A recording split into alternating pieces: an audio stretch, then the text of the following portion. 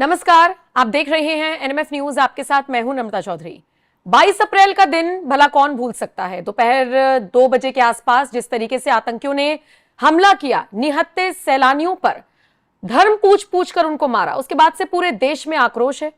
केंद्र की मोदी सरकार की तरफ टकटकी लगाए पूरा देश देख रहा था, लेकिन बीती शाम खबर आई कि भाई एक साथ 5-5 स्ट्राइक्स कर दी गई हैं, लेकिन खून नहीं बहाया गया, किसी को मारा नहीं गया।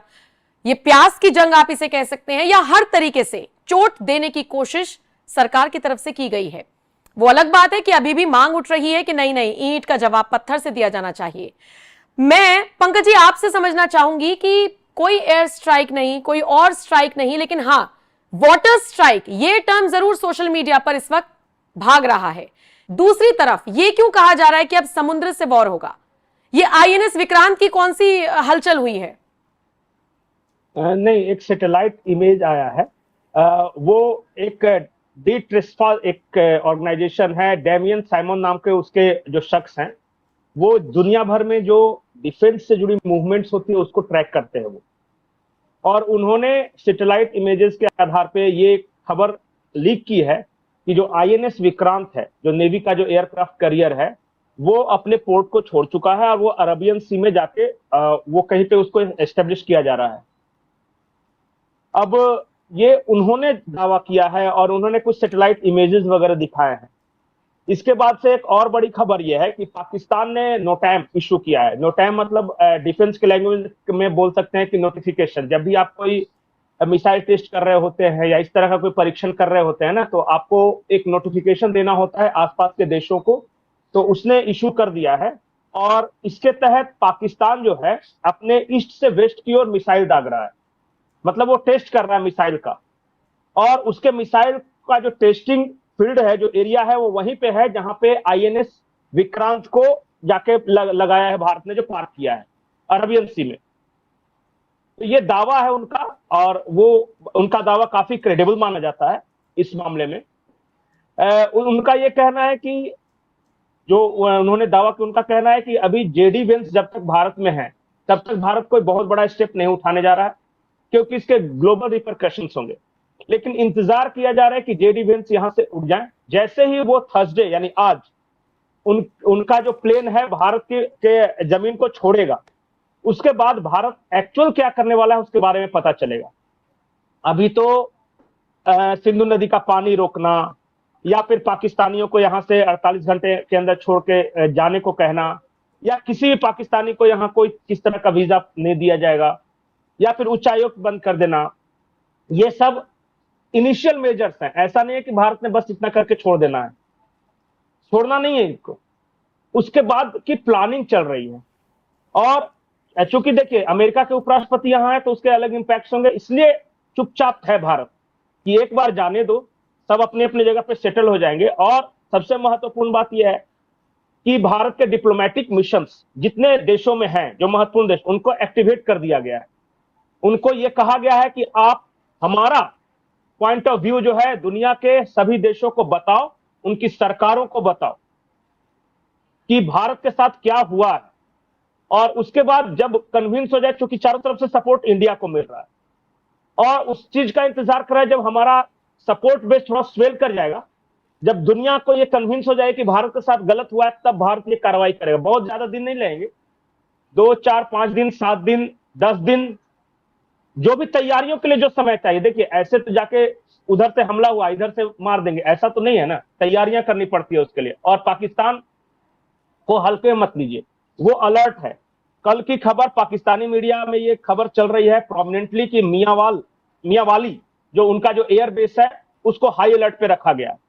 मियांवाली जो उनका पाकिस्तानी एयरफोर्स का वही बेस है कि जब हमने बालाकोट में जो एयर स्ट्राइक किया था, उसके बाद वहीं से प्लेन सारी उड़ी थी। और जो अभिनंदन के साथ जो हुआ था डॉग फाइट जिसको बोलते हैं, वो हुआ था। कैसे अपना मिग गिरा था, उनका F-16 गिरा था, वो मियांवाली पोर्ट से, एयर बेस से ही हुआ था। तो उसको हाई अलर्ट पे रखा गया है, किसी भी वक्त हमले के लिए तैयार रहने के लिए कहा गया है।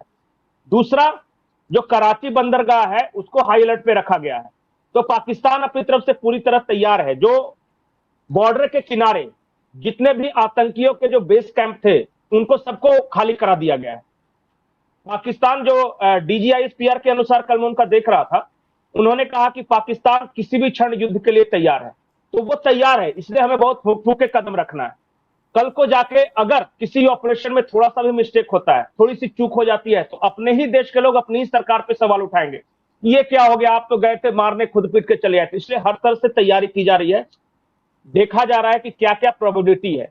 पहले तो फाइनेंशियली उसको तोड़ना ही तोड़ना है पाकिस्तान को, चाहे इसके लिए कुछ भी करना पड़े। दूसरा यह है कि जो सीसीपी की मीटिंग हुई थी उसमें एक बात प्रोमिनेंटली आई कि जब मान लिया कि कोई आतंकी है, हम आतंकियों को मार रहे हैं, मान लिया आतंकियों ने हमारे 20 लोगों को मार दिया, हम उनके 50 लोगों को मारते हैं, इससे पाकिस्तानी फौज को कोई फर्क नहीं पड़ता, क्योंकि भारत कितने भी आतंकियों को मारे, उससे ज्यादा आतंकी को तो खुद ही मार देते हैं। बिल्कुल। वहां इतने सारे आतंकी कैंप्स है, इतनी बेरोजगारी है, इतनी भूखमरी है कि 2000, 2500, 3000 रुपए के लिए लोग मरने के लिए तैयार है। खाली थोड़ा सा उनको बता दो कि तुम इस्लाम के लिए मर रहे हो, ये लो 2500 रुपए, वो आतंकी बनने के लिए तैयार है।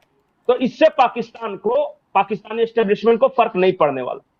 तो कल सीसीपी की बैठक में यह बात आई कि पाकिस्तानी एस्टेब्लिशमेंट और पाकिस्तानी आर्मी को जब तक फर्क नहीं पड़ेगा तब तक ये रुकने वाला नहीं। पाकिस्तानी आर्मी मतलब खास करके अगर पंजाब लाहौर आर्मी, उसको हम क्या कर सकते हैं, क्योंकि हमारा दुश्मन बलूचिस्तान के लोग नहीं है, खैबर पख्तूनख्वा के लोग नहीं है, इवन सिंधी में नहीं है। जब तक उनके कोर न्यूक्लियस पे जब तक वार नहीं किया जाएगा ना, तब तक उनको कोई फर्क नहीं पड़ने वाला। एक बार एक आर्मी स्कूल में वहां पे हमला हुआ था, पूरे पाकिस्तान में देखिए कैसी हलचल मची थी, जो बच्चे मारे गए, क्योंकि वो बच्चे पंजाबी फौज के ब्रिगेडियरों के, कर्नल्स के बच्चे थे। इसीलिए बलूचिस्तान में कितने ही मर जाए, खैबर पख्तूनख्वा में कितने ही मर जाए, आप कितने भी आतंकियों को मार लो, कोई फर्क नहीं पड़ता। इस बात को भारत पता नहीं समझा या नहीं समझा, लेकिन इमरान खान ने जरूर समझा था, इसलिए उन्होंने आर्मी हेडक्वार्टर जो पंजाब में बेस्ड था उस पर हमला करवाया था।